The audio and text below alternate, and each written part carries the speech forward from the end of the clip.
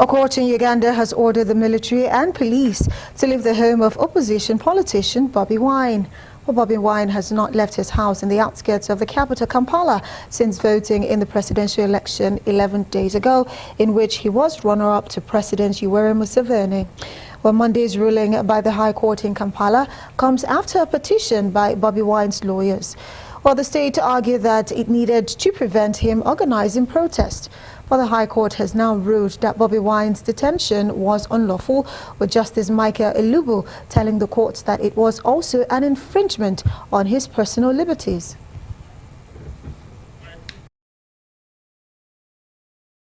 We're now being joined by Jackson Wesigwa, lawyer and social commentator, to shed more light on the issues. Jackson, welcome to NewsNight. And thanks for joining us all the way from Kampala.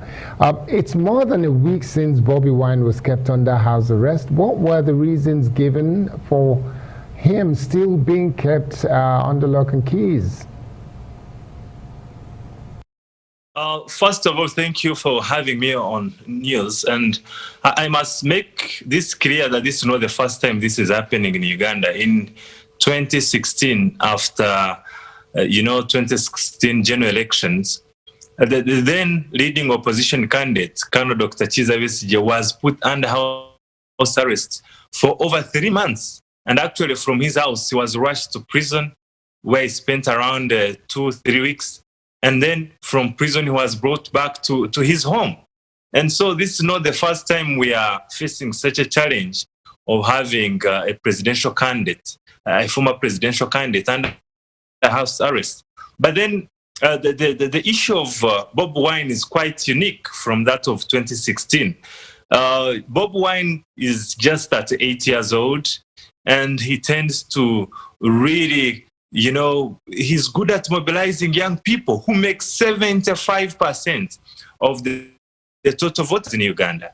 So he appeals to the young people. And so having that energy of young people, he's seen as a potential threat, because most of the people who participate in protests in Uganda are young people.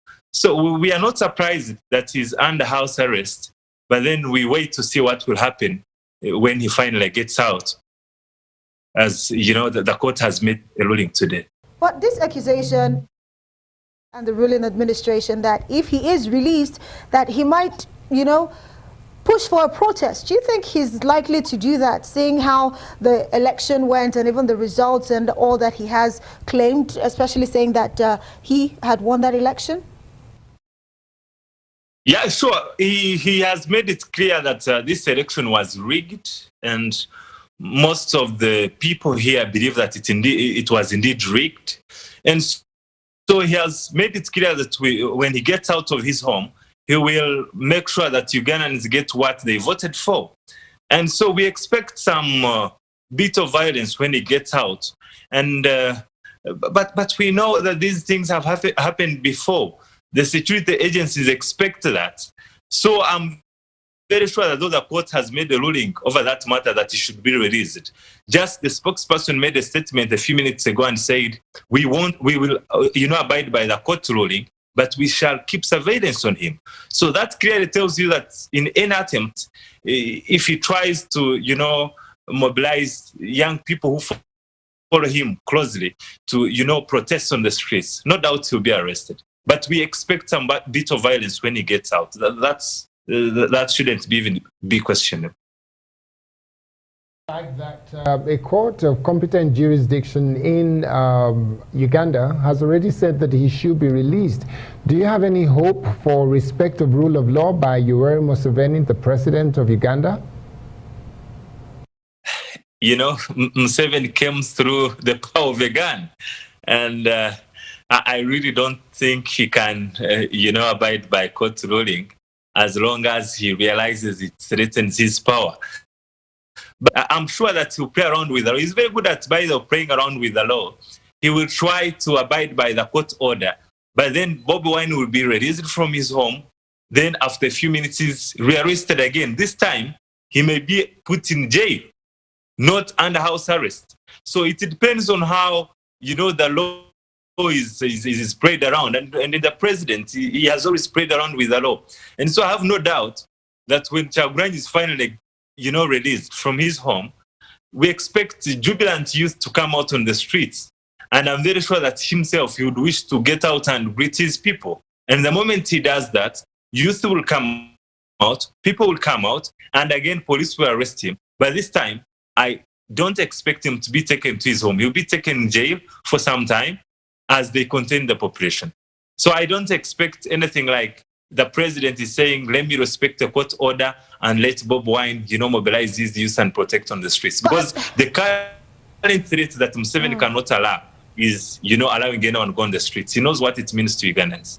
Absolutely, but it's a good thing that the president has actually admitted that he's going to respect that ruling and release Bobi Wine. But we'll wait and see how that plays out. But let's talk about a different issue now, because of course, there was that story about Al-Shabaab fighters getting killed. And let's talk about this war against Al-Shabaab forces. How significant is it to the security of your country, Uganda?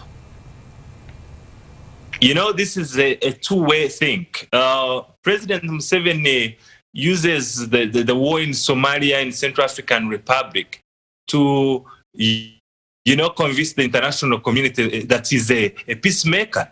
So he's really deployed. Our forces have been in Somalia for many years, for around 15 years now. Our forces are in Central African Republic. And to be honest, they are doing very well.